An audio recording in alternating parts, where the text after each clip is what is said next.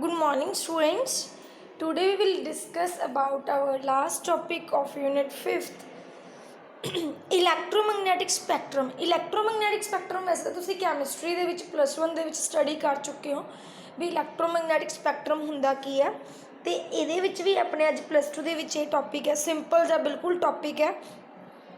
Electromagnetic spectrum ਹੁੰਦਾ ਕੀ ਆ?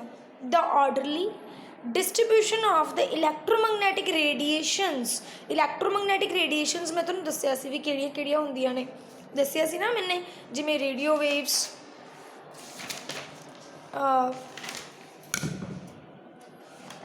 मैं तुहानूं दस्सिया सी radio waves, microwaves, infrared rays, ये इलैक्ट्रोमैगनैटिक रेडिएशनस ने, है ना। तो उन्होंने क्या जिहड़ा आर्डरली की हुंदा अरेंजमेंट हुंदा, डिस्ट्रीब्यूशन हुंदा इलैक्ट्रोमैगनैटिक रेडिएशन दा, वो किवें हुंदा?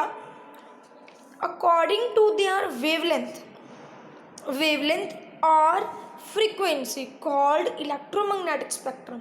भी जो उन्होंने डिस्ट्रीब्यूशन किया जाता है अकॉर्डिंग टू वेवलेंथ और their frequency is known as electromagnetic spectrum.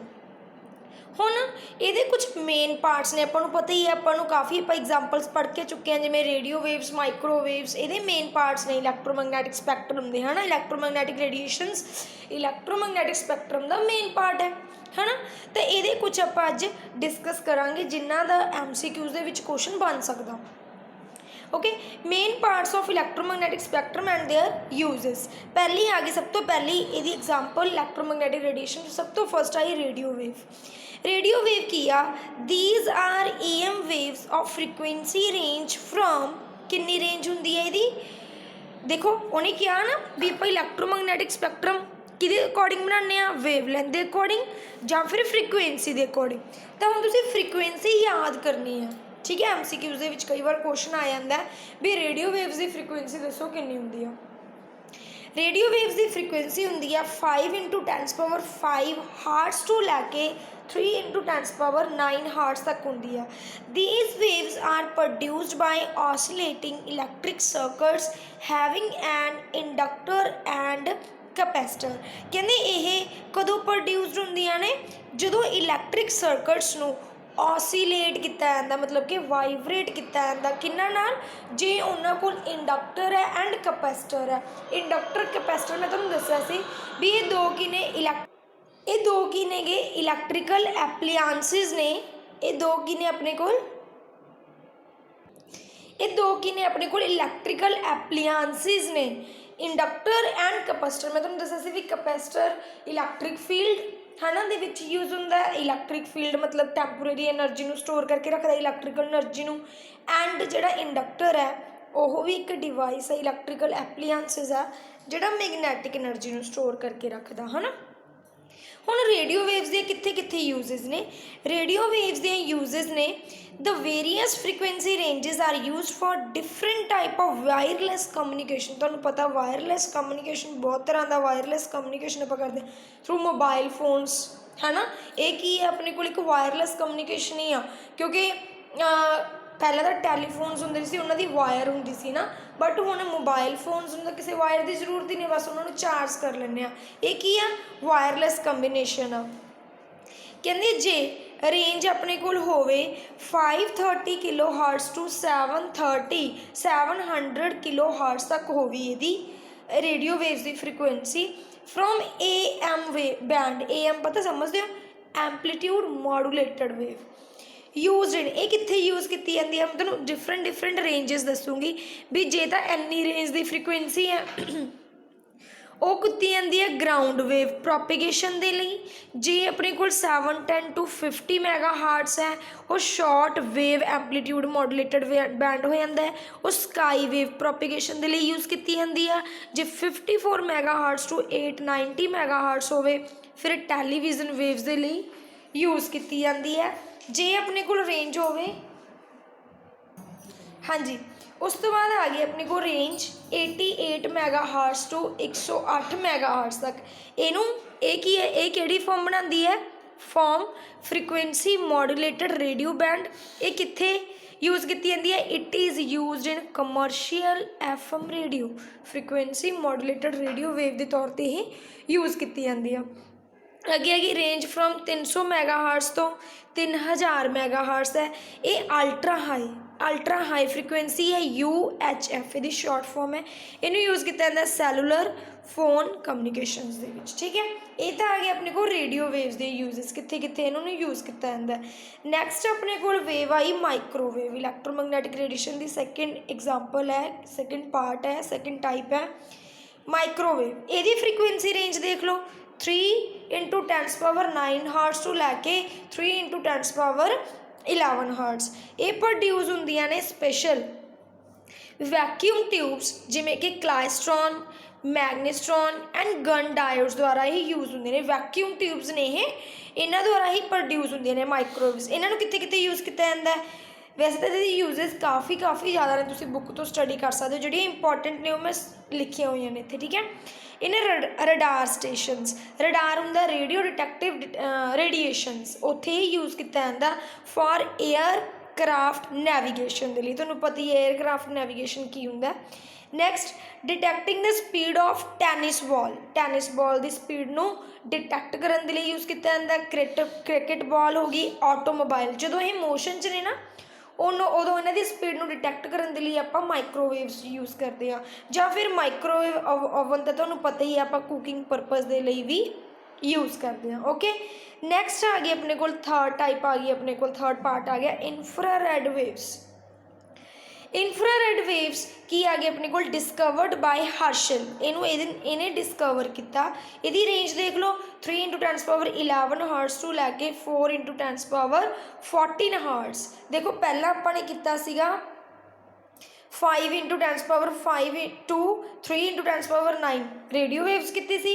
ਫਿਰ ਆ ਗਈ 3 × 10⁹ ਤੋਂ ਲੈ ਕੇ 11 ਤੱਕ। ਫਿਰ ਆਪਣੇ ਕੋਲ ਆ ਗਈ 11 ਤੋਂ ਲੈ ਕੇ 4 × 10⁻14 ਹਾਰਟਸ ਤੱਕ ਆਪਾਂ ਨੇ ਫ੍ਰੀਕੁਐਂਸੀ ਰੇਂਜ ਕੱਢ ਲਈ। ਇਹਨਾਂ ਨੂੰ ਹੀਟ ਵੇਵਸ ਬੋਲਿਆ ਜਾਂਦਾ।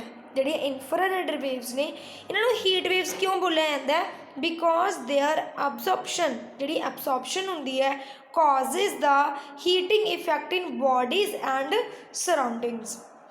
ਮਤਲਬ ਜਿਹੜੀ ਇਹਨਾਂ ਦੀ ਐਬਜ਼ੋਰਪਸ਼ਨ ਹੁੰਦੀ ਹੈ, ਮਤਲਬ ਐਬਜ਼ੋਰਬ ਕਰਨ ਦੀ ਪਾਵਰ ਹੁੰਦੀ, ਉਹ ਕਿਹਦੇ ਕਰਕੇ ਹੁੰਦੀ ਆ, ਹੀਟਿੰਗ ਇਫੈਕਟ ਕਰਕੇ ਹੁੰਦੀ ਹੈ, ਠੀਕ ਹੈ ਜੀ। Next these waves are not detected by human eye, ਇਹਨਾਂ ਨੂੰ ਆਪਾਂ ਹਿਊਮਨ ਆਈ, ਬਸ ਆਹ ਇੱਕ ਮੇਨ ਇੰਪੋਰਟੈਂਟ ਪੁਆਇੰਟ ਹੈ ਵੀ ਇਹਨਾਂ ਨੂੰ ਹਿਊਮਨ ਆਈ ਦੁਆਰਾ ਡਿਟੈਕਟ ਨਹੀਂ ਕੀਤਾ ਜਾਂਦਾ, ਬਟ ਸਨੇਕਸ ਇਹਨੂੰ ਡਿਟੈਕਟ ਕਰ ਲੈਂਦੇ ਨੇ ਇਸ ਵੇਵ ਨੂੰ। ਕਿਹੜੀ ਹੈ ਉਹ, ਇਨਫਰਾਰੈਡ। ਇਹ ਕਿੱਥੇ ਕਿੱਥੇ ਯੂਜ਼ ਕੀਤੀ ਜਾਂਦੀ ਹੈ, ਫਿਜ਼ੀਕਲ ਥੈਰੇਪੀ ਦੇ ਵਿੱਚ ਯੂਜ਼ ਕੀਤੀ ਜਾਂਦੀ ਹੈ। ਫਿਜ਼ੀਕਲ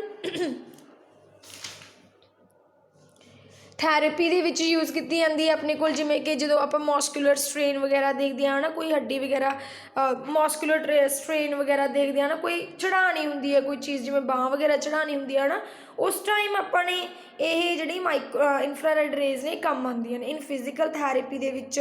ਜਾਂ ਕਿਸੇ ਦਾ ਪੇਨ ਹੋਣ ਲੱਗ ਜਾਂਦਾ, ਜਿਵੇਂ ਗੋਡੇ ਵਗੈਰਾ ਪੇਨ ਹੋਣ ਲੱਗ ਜਾਂਦੇ ਨੇ ਨਾ, ਉਹ ਥੈਰੇਪਿਸਟ ਆਪਣੀ ਸਹੀ ਕਰਦੇ ਨੇ ਉਹ ਪੇਨ ਨੂੰ, ਦੈਨ ਉੱਥੇ ਇਹ ਯੂਜ਼ ਕੀਤੀ ਜਾਂਦੀ ਆ। ਫॉर ਪ੍ਰੋਡਿਊਸਡ ਡੀਹਾਈਡਰੇਟਡ ਫਰੂਟਸ, ਜਿਹੜੇ ਡੀਹਾਈਡਰੇਟਡ ਫਰੂਟਸ ਪਤਾ ਕਿਹੜੇ ਹੁੰਦੇ ਆ, ਜਿਹਦੇ ਵਿੱਚੋਂ ਆਪਾਂ ਨੇ ਵਾਟਰ ਨੂੰ ਰਿਮੂਵ ਕੀਤਾ ਹੋਇਆ ਹੁੰਦਾ, ਜਿਵੇਂ ਕਿ ਐਪਰੀਕੋਟਸ, ਤੁਸੀਂ ਖਾਧੇ ਹੋਣਗੇ ਐਪਰੀਕੋਟਸ, ਡੇਟਸ, ਖਜੂਰ ਖਾਂਦੇ ਆਪਾਂ ਹੈ ਨਾ, ਐਂਡ ਫਿਗਸ, ਇਹ ਸਾਰੇ ਕੀ ਹੁੰਦੇ ਨੇ, ਡੀਹਾਈਡਰੇਟਡ ਫਰੂਟਸ ਹੁੰਦੇ ਨੇ। ਇਹਨਾਂ ਦੇ ਲਈ ਵੀ ਇਹ ਪ੍ਰੋਡਿਊਸ, ਮਤਲਬ ਇਹਨਾਂ ਨੂੰ ਵੀ ਇਹ ਵੇਵ ਦੀ ਜ਼ਰੂਰਤ ਪੈਂਦੀ ਆ। ਫॉर ਟੇਕਿੰਗ ਫੋਟੋਗ੍ਰਾਫਸ, ਜਦੋਂ ਆਪਾਂ ਨੇ ਹੁਣ ਆਪਾਂ ਨੇ ਦੇਖੇ ਹੋਏ ਨੇ ਕਾਫੀ ਸੀਨਸ ਹੈ ਨਾ, ਫੌਗ ਐਂਡ ਸਮੋਕ ਦੇ ਵਿੱਚ ਬਣਾਏ ਜਾਂਦੇ ਨੇ ਉਹ ਸੀਨ, ਤਾਂ ਉਹਨਾਂ ਦੇ ਲਈ ਵੀ ਇਹ ਵਾਲੀ ਜਿਹੜੀ ਵੇਵ ਆ ਯੂਜ਼ ਕੀਤੀ ਜਾਂਦੀ ਹੈ। ਇਨ ਆਈ ਸਰਜਰੀ ਦੇ ਵਿੱਚ ਵੀ ਯੂਜ਼ ਕੀਤੀ ਜਾਂਦੀ ਆ, ਜਾਂ ਫਿਰ ਸੋਲਰ ਵਾਟਰ ਹੀਟਰ ਕੁੱਕਰਸ ਦੇ ਵਿੱਚ ਵੀ ਇਹ ਯੂਜ਼ ਕੀਤੀ ਜਾਂਦੀ ਆ।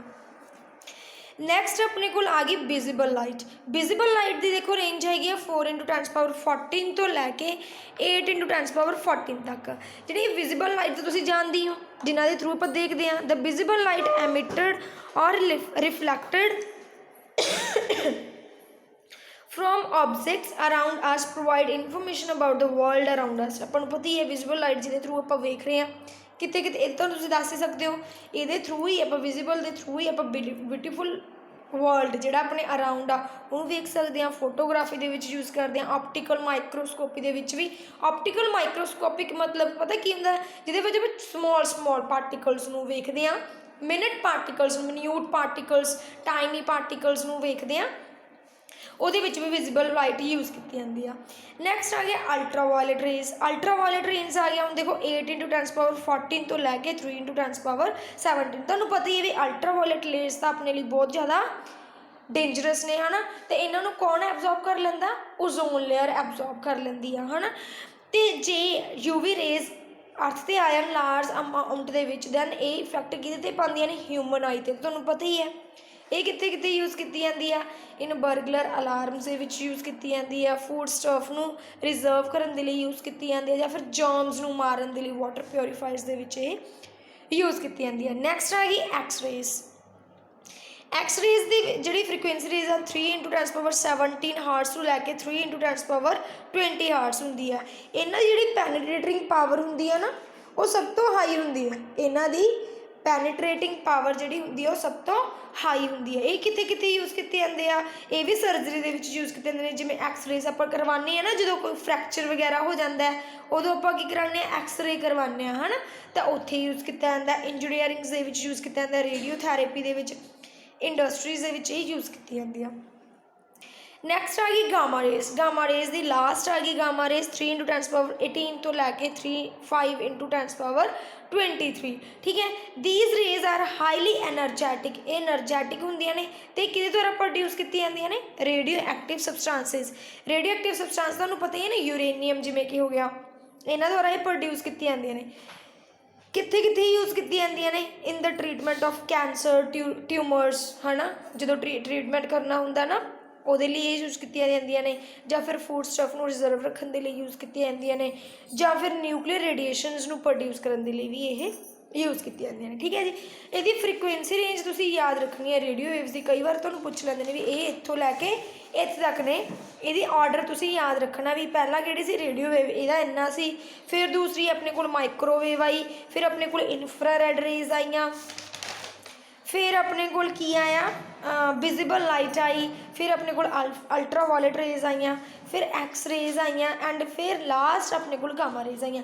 ਇਹਦੇ ਨਾਲ ਹੀ ਆਪਣੀ ਯੂਨਿਟ 5th ਖਤਮ ਹੁੰਦੀ ਹੈ। ਓਨਲੀ 6 ਯੂਨਿਟ ਰਹਿ ਚੁੱਕੀ ਆ, ਉਹ ਆਪਾਂ ਹੌਲੀ ਹੌਲੀ ਕਰਦੇ ਜਾਵਾਂਗੇ। ਉਹਦੇ ਵਿੱਚੋਂ 6A ਤਾਂ ਕੱਟ ਹੀ ਚੁੱਕੀ ਹੈ। ਰਿਫਰੈਕਸ਼ਨ ਤੋਂ ਆਪਾਂ ਸਟਾਰਟ ਕਰਾਂਗੇ ਕੱਲ੍ਹ ਨੂੰ। ਓਕੇ ਬੇਟਾ, ਥੈਂਕ ਯੂ।